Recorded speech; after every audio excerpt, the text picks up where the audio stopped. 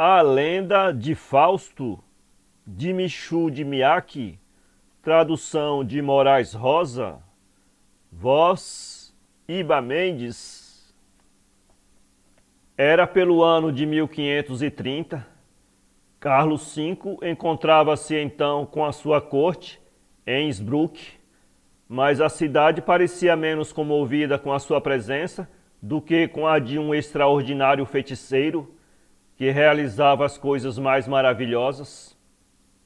Esse homem estranho, que não receava declarar-se feiticeiro, na época em que os eclesiásticos faziam queimar aos milhares os feiticeiros dos dois sexos, intitulava-se com ênfase Filósofos Philosophorum, doutor em teologia, em filosofia, em nigromancia, em astrologia, em quiromancia, em agromancia, piromancia e em grande quantidade de outras ciências.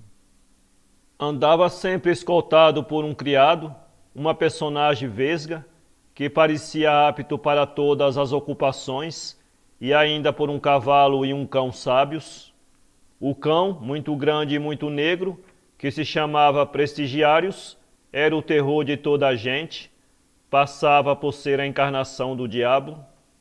Nessa época de superstição e de terror religioso, a crença na magia era geral. Ninguém duvidava do poder dos filtros, dos encantos, das mandrágoras e, em uma palavra, da arte da adivinhação. Era um meio fácil de arranjar dinheiro ler a sina, vender elixires de longa vida e indicar tesouros escondidos. Avalie-se, pois, como deveria ferir a imaginação popular, um feiticeiro que, com a maior segurança, se declarava capaz de reproduzir todos os milagres de Cristo e mesmo de realizar outros, porque tais eram as pretensões de Johannes Faustus, o incomparável mágico. De fato, desde a sua chegada a Innsbruck, esse homem justificara a extraordinária reputação que o precedera. Entre as coisas maravilhosas que se tinham contado dele a Carlos V, havia curas de doenças reputadas incuráveis, fantásticas evocações de espíritos e prodígios de toda a espécie. Contava-se, por exemplo, que na Universidade de Erfurt ele evocara em presença dos estudantes os heróis de Homero, a aparição de Polífemo com a sua grande barba ruiva, o enorme cajado que segurava na mão e os dois pés de homem que lhe saíam da boca provocara principalmente um grande terror, porque o Cíclope, vendo entre os escolares tanta carne fresca, não queria decidir-se a voltar para o reino das sombras. Nessa mesma cidade, ganhara a aposta de fazer passar uma carroça de feno, puxada por dois grandes cavalos, em um caminho por onde apenas cabia uma pessoa. Em Veneza tinham-no visto voar por cima das casas. Na corte da princesa Anhalt tinha maravilhado toda a gente com os seus extraordinários sortilégios que executara para agradecer o bom acolhimento que lhe fora feito. A princesa, que estava grávida, teve desejos em pleno inverno de comer frutos que se não podiam encontrar, e Faustus mandara o seu criado colhê-los aos países meridional, tendo bastado algumas horas para se realizar essa viagem.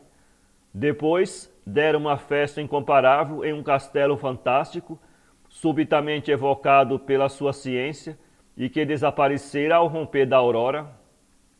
Ouvindo contar todas essas maravilhas, Carlos V, que era muito supersticioso, sentiu grande desconfiança pelo feiticeiro Faustus e deu ordem para que o prendessem. Mas por diversas vezes, no momento em que os arqueiros iam deitar-lhe a mão, o mágico tornava-se invisível. O imperador pensou então que havia nesse homem qualquer coisa de sobrenatural e, em vez de o mandar perseguir, resolveu convidá-lo para ir à sua corte. Fausto compareceu sem o menor receio perante Carlos V e pôs às suas ordens. Este pediu-lhe que fizesse aparecer Alexandre o Grande e sua mulher, tais como ambos eles eram em vida. Devo objetar ao desejo de vossa majestade, respondeu o feiticeiro, que os corpos mortais dessas pessoas não podem ressuscitar dentre os mortos, nem aparecer na vossa presença. Contudo, os espíritos antigos que viram Alexandre e sua mulher podem revestir as suas formas e metamorfosear-se neles. Com esse auxílio, mostrar-vos-ei Alexandre. Permita-me, vossa majestade, que me afaste por alguns instantes para comunicar com o meu gênio. Falso saiu da Câmara Imperial, voltando pouco tempo depois. Atrás dele caminhava em carne e osso Alexandre, tal como fora em vida. Era um homem pequeno, bem feito, forte, com uma barba ruiva e espessa, as faces vermelhas e o olhar tão duro como se tivesse olhos de basilisco. Avançou armado para o imperador Carlos V e fez-lhe uma profunda reverência. Quando ele saiu, entrou por sua vez a mulher e fez-lhe também uma reverência. Trajava um vestido de veludo azul, ornado de ouro e de pérolas. Era extraordinariamente bela e tinha as faces rosadas, como coloridas de sangue e de leite. Era de figura elegante. Nesse momento o imperador ergueu-se, porque a aparição que pedira a Faustus para evocar era um laço, no qual ele esperava fazê-lo cair. De fato, sabia que a mulher de Alexandre tinha um sinal na nuca, e assim avançou até perto da que lhe era apresentada como sendo a mulher do rei da Macedônia e inclinou-se para verificar a sua autenticidade, segundo as indicações íntimas fornecidas pela história. Mas o sinal encontrava-se efetivamente no lugar indicado. Quem era então esse homem extraordinário que conseguia maravilhar o imperador? Era filho de um camponês de Kutling, no Utenberg. Seu pai, homem honesto e temente a Deus, era pobre, mas tendo recebido uma pequena herança, consagrou-a a fazer instruir seu filho. Este foi, pois, estudar primeiro em Ingolstadt, na Baviera, e depois para Wittenberg, em Saxe. O rapaz, muito bem dotado e trabalhador, adquiriu rapidamente todos os conhecimentos que eram ensinados naquela época: a teologia, a filosofia, a jurisprudência, a astronomia. Foi, por fim, para a Universidade de Cracóvia, na Polônia, onde muito se distinguiu. A Universidade de Cracóvia era célebre, principalmente pela sua grande escola de magia. Ao lado da magia branca, que ensinavam publicamente e que definiam a ciência de produzir efeitos sobrenaturais em meios naturais, entregavam-se secretamente ao estudo da magia negra. Os sábios da época iam todos seguir o curso na Universidade de Cracóvia, que regurgitava de teólogos, de médicos, de astrólogos e de alquimistas. Paracelso foi um dos seus alunos. Foi lá que ele aprendeu a explicar as doenças pela influência dos astros. Foi lá também que, certamente, ele aprendeu o seu pretendido segredo de prolongar a vida e de fazer ouro. Ao sair da universidade, muitos rapazes abraçavam uma profissão peculiar à Idade Média, a de escolásticos vagãs, escolar errante. Dava direito essa profissão a certos privilégios, entre outros, ao direito de tributo sobre os antigos escolares. Permitia-lhes continuarem a instruir-se, tirando ao mesmo tempo da ciência os recursos indispensáveis, mas o desejo de vagabundear dominava na maior parte desses cérebros novos o desejo de se instruir, e havia muitas maneiras agradáveis de procurar dinheiro sem ser instruindo outros. A profissão de lograr o próximo era facílima de explorar quando se possuíam alguns conhecimentos de medicina, de astrologia e de magia. Na profissão de escolásticos vagãs, vivia-se principalmente do charlatanismo. Alguns exploravam mesmo nas aldeias os mais grosseiros ardis. O mais comum era de colocar nos estábulos excremento de urso ou de lobo, com um cheiro que parecia revelar a presença ou a proximidade de um inimigo temível. O gado enchia-se de terror. Arrombando as portas, fugia para o campo, em alvoroço. Era nesse momento que apareciam os escolásticos.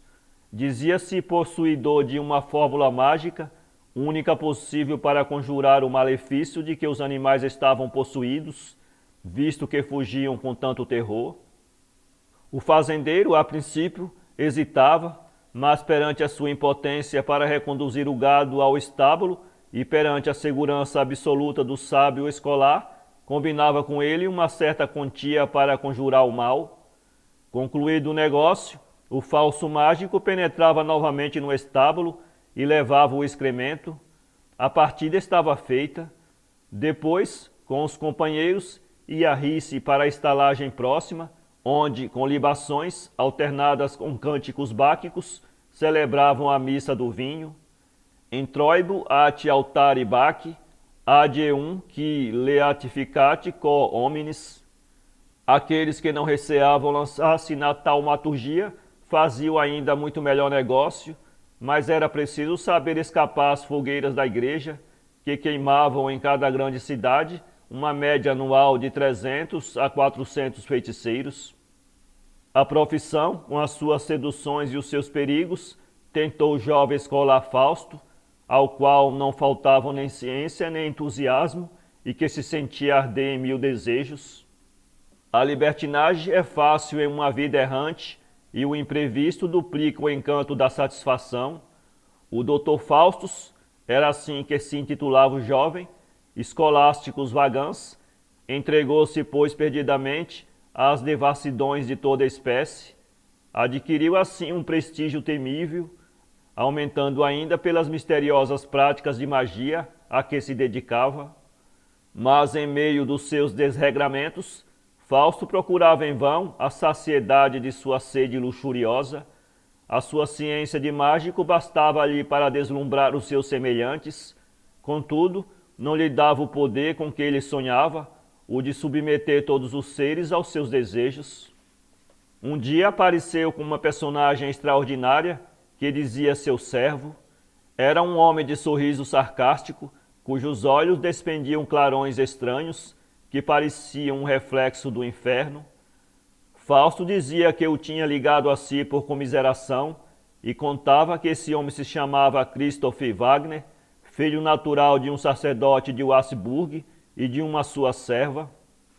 Obrigado a fugir para se subtrair às violências de seu pai, Wagner não encontrara outros recursos para viver senão mendigar, e Fausto condoera-se da sua sorte. Mas ninguém acreditava nessa narrativa.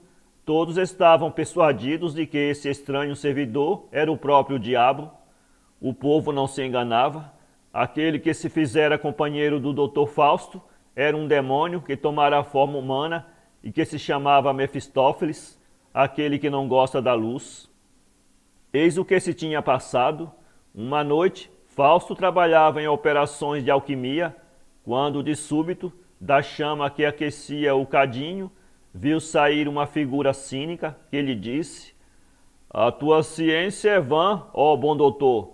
Nada terás do que procuras, se me não chamares em teu auxílio." "Quem és tu?"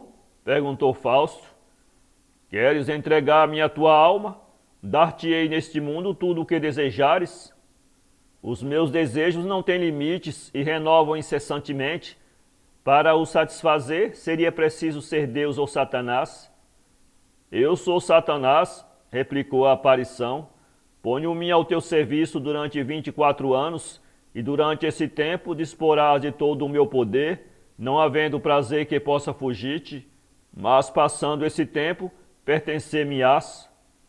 Fausto ficara trêmulo, os seus olhos brilhavam de concupiscência, como se antegozasse já todos os prazeres oferecidos, mas os seus lábios, paralisados pelo assombro, não podiam proferir uma palavra. Satanás soltou uma gargalhada. Ah! És um homem igual aos outros," disse ele. "Tu que sonhas em submeter os homens aos teus desejos. Querias sim, querias, mas tens medo. Fausto fez um novo esforço para falar, mas as palavras estrangularam-se-lhe na garganta. "Vamos," disse Satanás, "vejo que é preciso dar-te tempo para refletir. Escuta, aqui tens um pacto que eu redigi pelo meu próprio punho. Examina-o e pesa bem todos os seus termos. Se o aceitares, assina-o com teu sangue e vem entregar amor na floresta vizinha, a floresta de Mangueale. Bastará que me chames, eu aparecerei. E depois de nova gargalhada desapareceu, deixando após si uma fumarada e um cheiro forte de enxofre. Fausto, cujas pernas cambaleavam, quis apoiar-se a uma dessas mesas, onde a sua mão encontrou um pergaminho.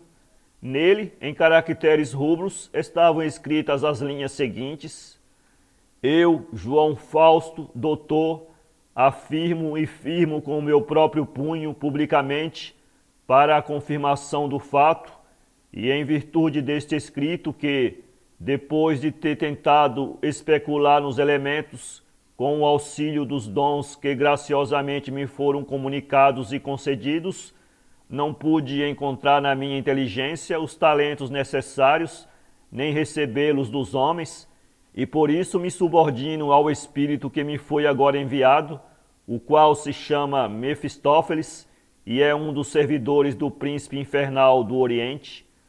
Além disso, escolho para me mostrar e ensinar as coisas o mesmo Espírito que, por sua parte, se compromete para comigo a ser-me em tudo submisso e obediente.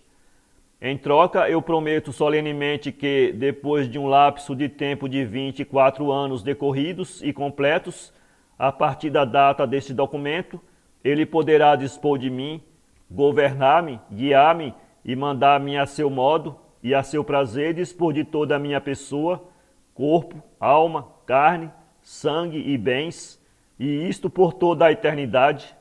Mais ainda, renego todos os que vivem neste mundo, todo o bando celeste e todos os homens, e quero que assim seja, para dar toda a autenticidade a este ato e mais fortemente o certificar, o escrevi e assino com o meu próprio punho, e o rubriquei e selei com o meu próprio sangue, aqui estampado, estando na perfeita posse dos meus sentidos, do meu juízo, da minha inteligência e da minha vontade. Fausto releu e releu, e por várias vezes quis rasgar o pergaminho, mas sempre uma vontade mais forte do que a sua lhe detinha o braço. Na noite seguinte, em vão tentou dormir. Parecia-lhe que uma voz lhe bradava incessantemente: Assina um pacto e serás poderoso. Assina um pacto e terás todas as alegrias. Se recusares, serás um covarde. Então ergueu-se resolutamente. Pois bem, não tenho medo, exclamou. Arrancando o punhal, picou uma das veias da mão esquerda e, recolhendo o sangue em um cadinho, colocou-o sobre os carvões acesos. Depois, molhando a pena no licor fumegante, escreveu por baixo do pacto redigido por Satanás: Assinado Johannes Faust, homem experiente na ciência dos elementos e doutor em teologia. Seguidamente, como que embriagado pelo seu ato criminoso, correu desvairado até a floresta vizinha, a floresta de Mangueale, e gritando com voz forte sob as árvores misteriosas, chamou: Satanás! Um vento furioso agitou a floresta e um clarão vermelho ensanguentou as ramadas que se torciam, semelhantes a fantasmas supliciados. Estou aqui, disse a voz que ria sempre. Satanás examinou minuciosamente a assinatura. Perfeitamente, caro doutor. De hoje em diante estou, pois, ao teu serviço. Para que não tenhas necessidade de me chamar constantemente, fica às tuas ordens um dos meus representantes, precisamente aquele que está designado no contrato com o nome de Mefistófeles. De fato, foi em companhia desse subalterno de Satanás que o Dr. Fausto percorreu uma grande parte da Alemanha. Nessa carreira louca de devassidão, fez de tempos a tempos alguns autos. Ainda hoje se mostra em Erfurt uma casa de teto côncavo, com uma porta em ogiva, onde residia o célebre feiticeiro e que é atualmente uma casa de correção. De resto, Fausto apenas a habitava poucas horas por dia, porque a maior parte do tempo passava-o nas estalagens da cidade, rindo e bebendo, acompanhado de mulheres, maravilhando o público, quer pelas suas feitiçarias, quer pela sua extraordinária gula. De fato, as aventuras báquicas pareciam ser as que mais particularmente lhe agradavam. Encontram-se testemunho disso em Leipzig, onde o feiticeiro residiu algum tempo. Em uma sala do pavimento inferior do Cercle de Aurebach existem velhas pinturas que o representam, cavalgando um tonel de tais dimensões que todos os moços da taberna reunidos não o conseguem deslocar. Fausto aposta a beber todo o conteúdo e efetivamente despeja-o sem deixar uma gota. Na cidade de Nuremberg, Cracóvia e Ingolstadt também existem vestígios da sua passagem. Nesta última cidade, o protocolo dos desterrados menciona o seguinte fato: no ano de 1528, na quarta-feira, depois de São Gui, foi ordenado a um indivíduo que se intitula o Dr. Johannes Faust de Heidelberg que fosse gastar o seu dinheiro para outra parte. De outra vez, não foi apenas desterrado, mas encarnicidamente perseguido pela autoridade eclesiástica, que parecia resolvida a fazê-lo queimar. Em uma dessas circunstâncias difíceis, encontrou asilo junto ao seu amigo, o monge Entulfus, no mosteiro de Malborn. Fausto gabara-se de ter enchido os cofres do seu hospedeiro, dizendo que descobrira o segredo de fazer ouro. Trabalhou algum tempo em uma torre que considerava ainda o nome de Cozinha de Fausto, mas Satanás certamente não o deixou conseguir os seus fins, nem lhe revelou um segredo que o teria tornado mais poderoso que o próprio inferno. Para o fim da sua vida, isto é, nos últimos anos do pacto que o ligava a Satanás, parece que o Dr. Fausto fixou residência em Nittenberg. Ali viveu com uma mulher maravilhosamente bela, a quem ele chamava Helena. Era a viva representação da célebre Helena da Grécia, cuja imagem ele evocara certo domingo diante dos estudantes. A lembrança dessa aparição perseguia-o sem cessar. Um dia, diz a lenda, preveniu seu espírito de que devia trazê-la, o que realizou, e Fausto fez dela a sua companheira favorita. A beldade apareceu grávida durante o último ano do pacto e deu-lhe um filho, ao qual ele chamou Justus Fausto. Contudo, o amor dessa mulher e o nascimento do filho não conseguiram trazer-lhe a tranquilidade à alma. Aproximando-se o dia em que o pacto expirava, Fausto, preso de cruéis inquietações, alucinado pelo terror, parecia dominado por um delírio constante. Quando chegou a última noite, quis, contudo, parecer que não temia pagar a sua dívida como sendo um jogador honrado.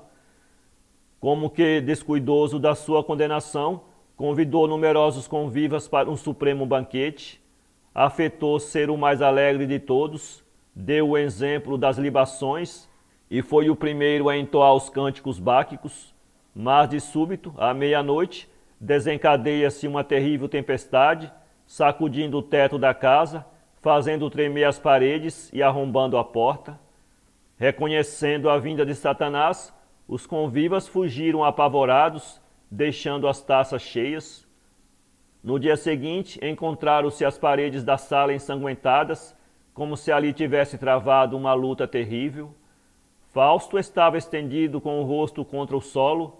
Em vão tentaram colocar o cadáver de costas. Voltava-se sempre por si mesmo. Satanás não queria que, mesmo cerrados pela morte, os olhos da sua vítima pudessem olhar o céu.